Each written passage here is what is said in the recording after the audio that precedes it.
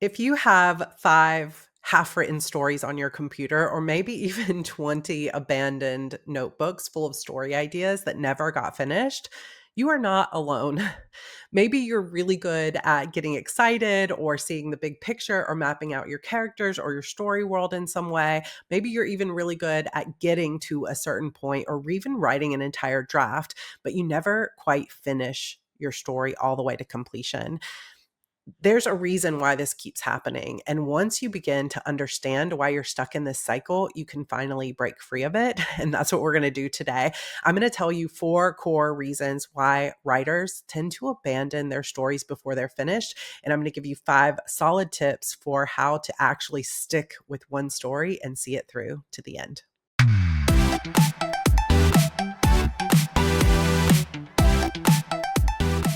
The constant pull towards something more fun and exciting. You probably know this as shiny object syndrome. It is something that we all as creatives have to struggle with. And this might show up in your writing as constantly starting new books or rewriting the opening over and over and over again, or replotting outlines over and over, but never actually seeing a book all the way through draft, edits, polish, publish. But if you want to actually make a career at this and you want to have the experience of actually finishing a novel and seeing it all the way through, then you got to break free of this cycle and figure out how to stick with one story.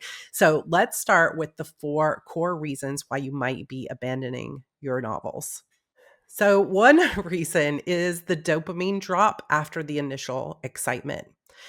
When we first come up with an idea, it's more of a promise or potential in our mind of what that idea could turn into. And that feels really fun and shiny. And there's a lot of dopamine and excitement, and it's brand new. And maybe because of the way we've heard other authors talk about their books, like, oh, I had a dream and I just sat down and the whole story flowed out of me, or I knew it was the one, it was the book of my heart, and I sat down and wrote it in a weekend. We hear these romanticized stories, but that's not actually the truth of what it takes to finish a novel for most of us. But when we sit down for the first time, there's that dopamine rush of the new exciting idea. And then as we begin to work on it, it starts to feel hard. We start to get in the weeds. We start to feel like it's not as exciting as it once was, which makes us learn to doubt ourselves. And then we go chasing that next high of like, well, this story doesn't feel exciting anymore. So maybe it's not the right one.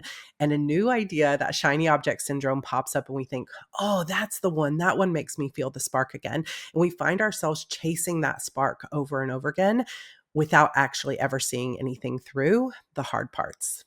Reason number 2 why a lot of authors abandon their books is the fear of judgment or failure. As long as you never finish, then no one can ever tell you it's not any good.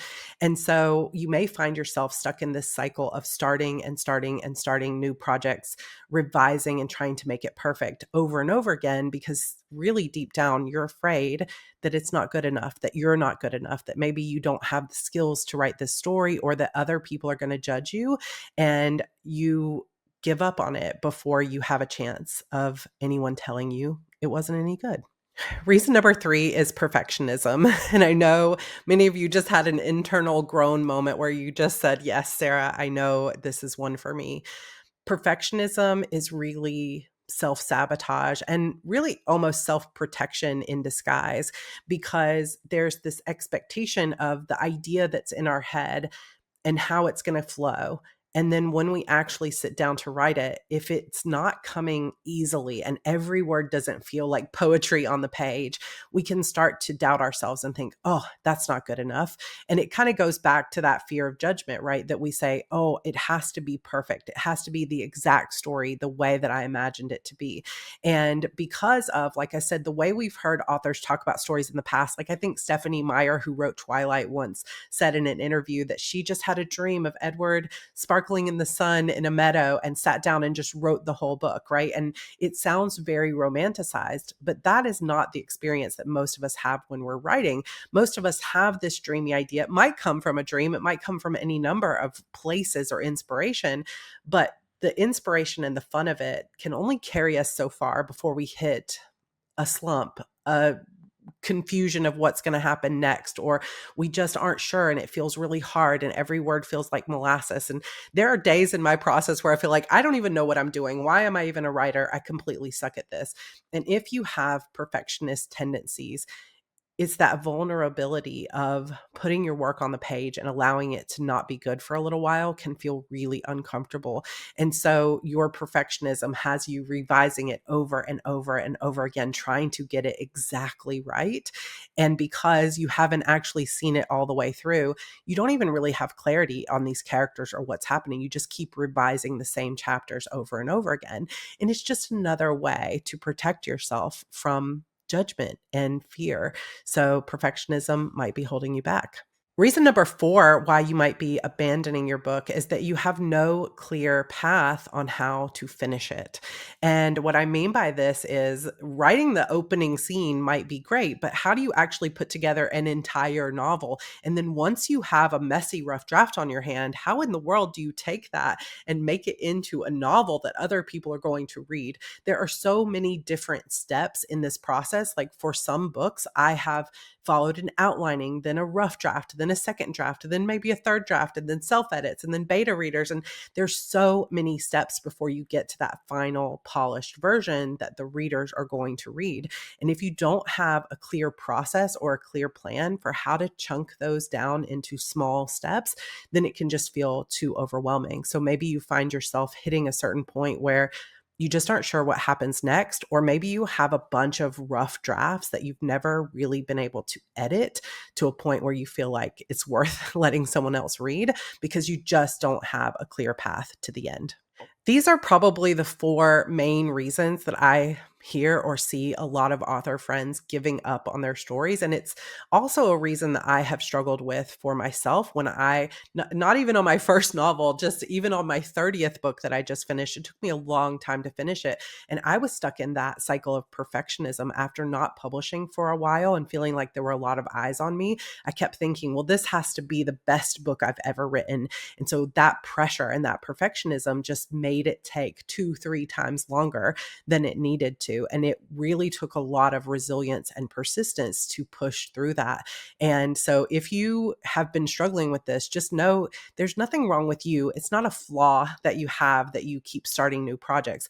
You just need to see if you can identify one of these reasons, or maybe a reason I didn't mention today, why you keep abandoning your stories and feeling like you're either not good enough, you're afraid, you're overwhelmed, or you just don't have a clear plan. Try to figure out which one of these is true for you.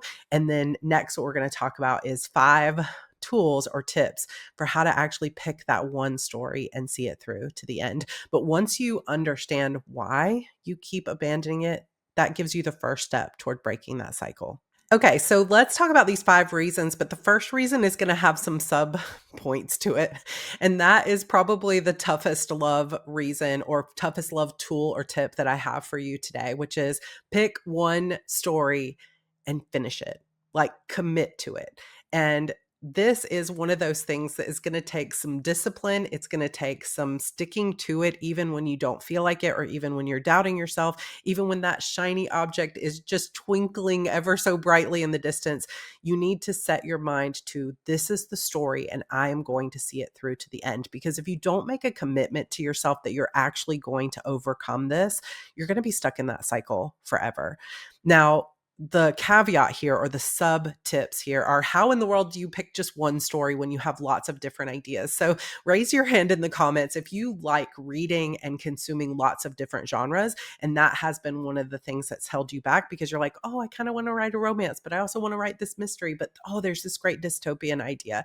I feel you there. I have lots of different genres that I like, lots of different genres that I have written in the past, and it can be really hard to pick just one. So I'm going to give you a few tips. If you have more tips, feel free to share them. I also do have an entire video that I did for Preptober one year about how to pick which story to write. So I will leave that for you in the comments below. But I'm going to give you as many tips and ideas as I can here. So I have 5 sub tips under this first tool of picking one story. And that is the first one is pick the story that you're most emotionally invested in. Like you hear people say, oh, it's the story of my heart. Oh, this was my true story of how I met my husband, or this was my parents' story, or this was inspired by some real life event or something that I really care about, or I want to tell this story because I know little girls like me would want to see something like this. Like there could be any number of reasons why you're emotionally drawn to a certain story. And facing facts here, you got to pick something that's going to give you enough of a reason why to finish it so that you actually have the stamina to stick to your commitment. Because, like I said, if you're already someone who's stuck in this cycle over and over again of starting stories and abandoning and starting new ones, you're going to need some kind of core reason for yourself as to why this is the one that you're going to finish and stick to. So, what better reason than something you're emotionally attached to, that you're passionate about telling this particular story? Try starting with that one. Or number two, pick the story that you're most excited to finish. So this could mean the one that maybe you're not emotionally attached to any of your stories, but you've got one that you're like, man, this is the one that feels like it's so close to being done. And I've got so many reasons why this was the story that seemed most exciting. Maybe it's a dystopian world that you most wanted. Maybe when you close your eyes and you imagine that you were walking into a bookstore, that's the book that's on the shelf because that's your biggest idea. Pick the one you're most excited to actually see in a reader's hands someday, because that level of excitement of seeing it through to the finish line might be exactly what you need to commit. Try asking yourself this. Close your eyes and let me ask you, if you could just finish one book this year, which one would it be? See if anything comes up for you.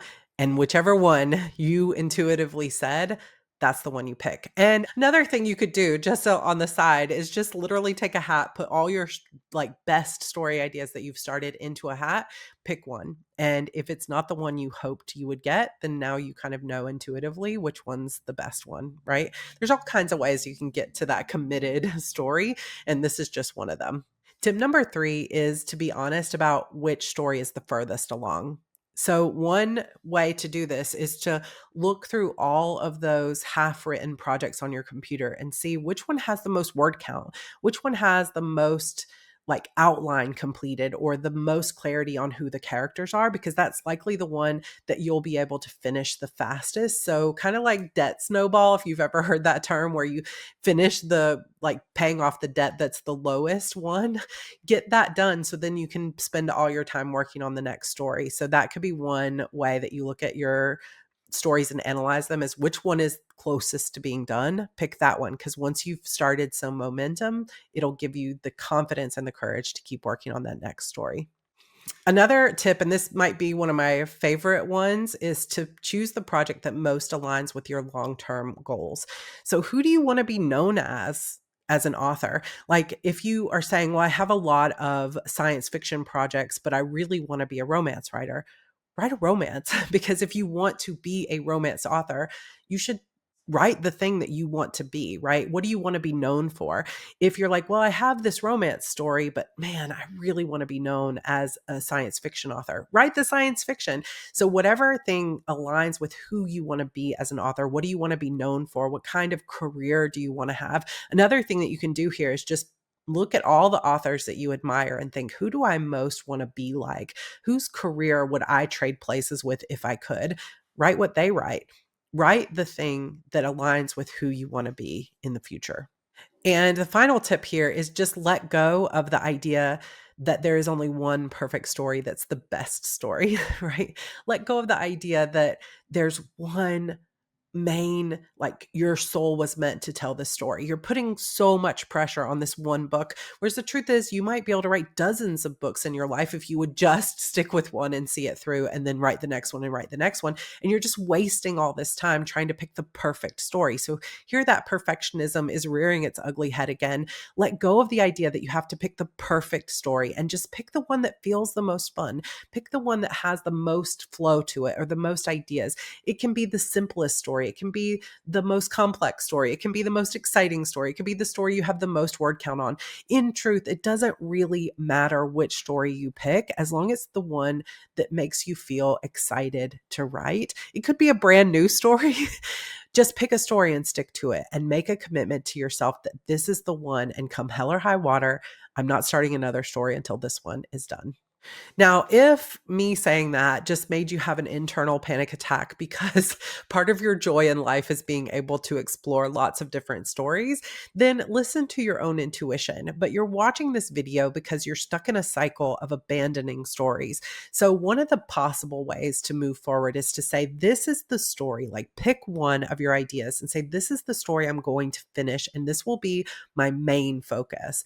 But then you could start like a new idea parking lot, right? You could start up a binder kind of like this one, or a notebook of some kind, or maybe a little plastic bin of index cards where you say, every time a shiny new idea comes, I'm going to write out as many things as I can. I'm going to explore it. I'm going to let my creativity blossom, but I'm going to take that idea and I'm going to file it away for stories for later. And I'm going to give myself only a little bit of time that I can actually work on that one. And then I'm going to come back to the idea that I committed to. I had a friend who every time she would start a book, she would be like, oh, this is so hard to stick to this one story, because she needed to write lots of different things. And so she would set a goal for the week and say, I'm going to write 5,000 words this week. And as long as she hit her goal for her main story, then she would have side story Saturdays, which would allow her on Saturdays to explore any other story she wanted. She could write short stories, she could figure out magic systems, but it was a way to kind of not only hold herself accountable to that main story, to finishing that one, but it also was a way to give her creativity a chance to play in a playground of new story ideas. But of course, you need the discipline to not just continue to flit around from story to story. So you got to pick that one main story and then put everything else away in your side story parking lot. Okay, so that all was part of tool number one, or tip number one, which is to pick one story and finish it. Tip number two is to create a plan and give yourself deadlines. Now, I know that this won't work for everybody, but for those of us that are really good at setting small milestones for ourselves, this can be such a game changer that instead of just saying, I don't know, at some point I'm going to finish a novel, you actually say to yourself with a very small milestone, you say, I'm going to finish the first 5,000 words by the end of June. And then once those 5,000 words are done, you pick the next milestone. Okay, I'm going to finish chapter 2 by the end of next week, or whatever. You can break it down by scenes. You can break it down by chapters. You can break it down by word count. You can break it down by act. So you could say act 1 is going to be done by X amount of days. If you're using something like Save the Cat or other kind of outlining method, you could just give yourself some milestones, but create a plan with deadlines. And if you can add accountability that makes you feel more dedicated or inspires you in some way, all the more better. So, for example, I used to do something, I've talked about this on this channel before, where you guys know I love washi tape. Like, literally just sitting here on my desk, I have just washi tape everywhere. And so I have an entire drawer full of washi tape. And I set this accountability goal with my husband where I said, every week at the beginning of the week, I'm going to give you a word count that is my goal. So let's say it's 5,000 words. By Friday, if I don't turn in 5,000 words to you, you get to pick out any 5 of my washi tape and literally burn them. This, of course, was an extreme way in a moment of desperation, trying to get myself over the hurdle of restarting and doubting myself and perfectionism. And it gave me that boost of outer accountability and motivation. And you better believe I never missed a deadline, and I never let him burn a single one of my washi tapes, because it was just something that helped to keep me moving forward. These days, I'm working with Becca Mysore. She's known as the Fairy Plot Mother. She's a developmental editor, a story guru. She's a friend, and I will leave her information down below if you're interested in an editor or someone that will help you talk through story. But I owe her chapters every week, and that outer accountability, and we have a plan set up, like episode 1 is due by this time. I need 3,000 words by this time.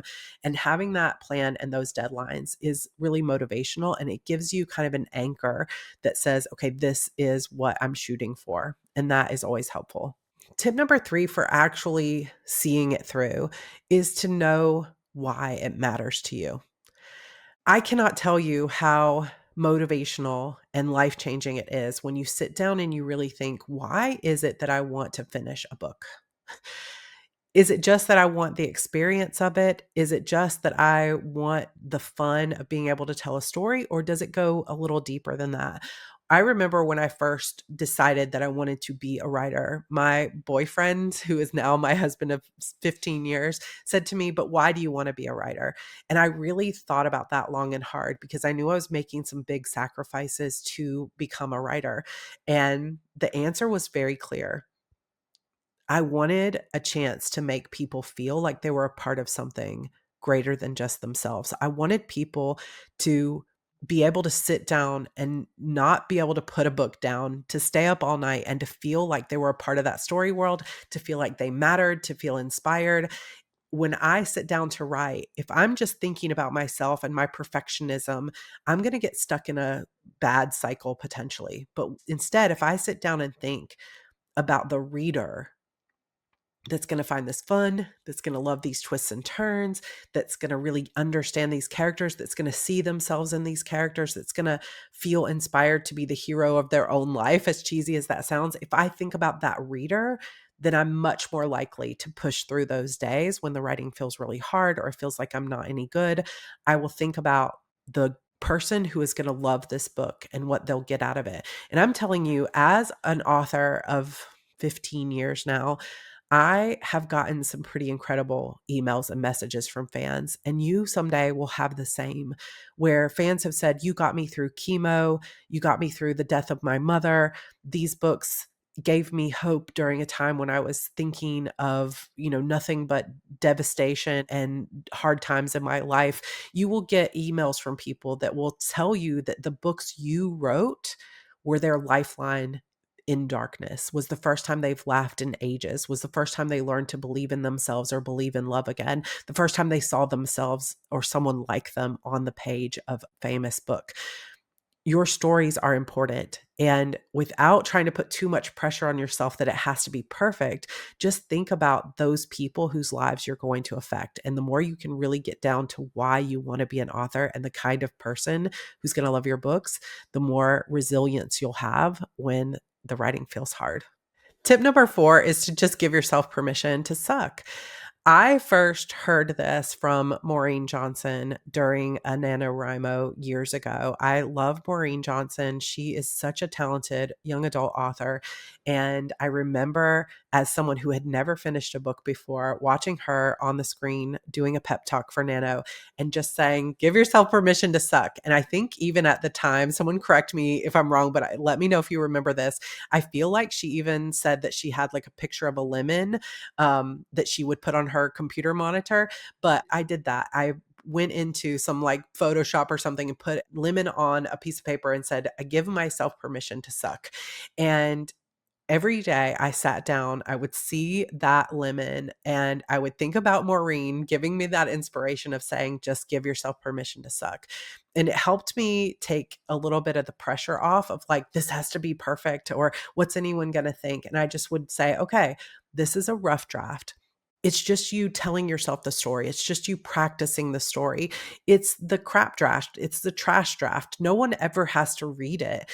For most of us, like, it's not that romanticized version of, "I picked the perfect story and it just flowed from my hands and it was amazing the first time I tried to tell it." That's, like I said, that's just a dream. The truth and the reality of being a writer is that we sit down and some days it's flying and it feels so good and you could feel like you're the best writer and, "Oh my gosh, that was such witty banter and it was so good." But the majority of days it's going to feel like, "This is trash. I am trash. This is the worst story anyone has ever told." And I inevitably hit those hard days, usually around the midpoint slump where I'm like, "This is the worst. I'm the worst writer of all time." But you never get beyond it unless you allow yourself for it to just suck. It's just going to be terrible for a while. Let it be terrible. Be willing to throw out words and waste time and just keep moving forward. So give yourself permission to let it suck and just let it be terrible and still get your word count in, push through those hard days. That's the only way you're going to finish it. And then tip number 5 is to just practice saying no to all those shiny new ideas. Give yourself a clear trajectory where you say, "This is the story." Once you pick out the one that's going to be the one, pick that story and then practice every single time a new idea comes up, writing out that little, future idea index card and stick with it. And the more you get practice actually saying no to those shiny new ideas and sitting down and writing the book that feels hard, or the book that feels boring, or the book that you're just like not sure it's the one anymore, but it's the one you committed to. Every day when you sit down and you do that thing you don't want to do, you get stronger, you get more resilient, and you get one step closer to finishing your novel. I hope that these tips resonated with you. I know that there are so many more specific things that are yet to come. So, in this series called Finish Your Novel, I have a few tools for you. One is the Finish Your Novel Toolkit, which is a downloadable workbook that I made for you for free to help you get unstuck and get writing again. All you have to do is sign up for my newsletter, which is linked in the description down below. And we've got more videos coming up soon on this topic. And one of those videos is going to be about how to create a writing routine that helps you stay on track and finish your book. Another video that I think a lot of you are going to find helpful, if part of the reason you keep abandoning books is because you aren't sure what happens next, or you aren't sure exactly how to organize your edits, we're going to do a video on basically how to reverse outline and how to identify plot holes so that you can fix them and keep moving forward. So I am so excited for this series. If you are new to Heart Breathings, go ahead and hit that subscribe button, hit the like button down below, and let me know in the comments which one of these tips really resonated with you, or which one of these reasons why you might be abandoning your novel was an aha moment for you. I would love to continue to support you here. And in fact, this weekend in the Heart Breathings writing community, we have our double down day, which is a full day of writing sprints. I will link the calendar down below for you where you can see all the links. They don't all happen on my YouTube channel. They happen kind of all across YouTube all day on Saturday. And we do this the first Saturday of every single month. So make sure you come and join us. There's a Facebook group. I have a Discord server. You'll find all of those links down below. But for the most part, the main thing that I want to tell you is the encouragement of, we all struggle at some point, whether it's your first novel or your 50th, to get to the finish line. And perfectionism, shiny object syndrome, it's not just you. You're not flawed. There's no sign here that you weren't meant to do this. It has nothing to do with your skill or your ability to push through. It's a normal part of the process. So learning to just accept yourself, accept that it's normal, and then create tools and systems that allow you to see it through, you're going to finish that book, and your story matters in the world. Your voice and your perspective is unique and unlike anyone else's. So it's time to commit to one book and get that book out into the world. So I hope that you'll subscribe. I hope that you'll stick with me throughout this entire video series, and I will see you in my next video. But also, if you are watching this right when the video comes out, don't forget that Inkers Con also starts this weekend, and you can get $50 off your sign up for this amazing digital conference using code Sarah25. And I hope to see you in there. I am going to be traveling a little bit, but I will still be around reading all of your comments. Thank you so much for 79,000 subscribers. What a dream come true. And I hope that you do feel my heart when I tell you that I believe in you and I know you can do this. So let's get those books out into the world, and I will see you in my next video. Bye.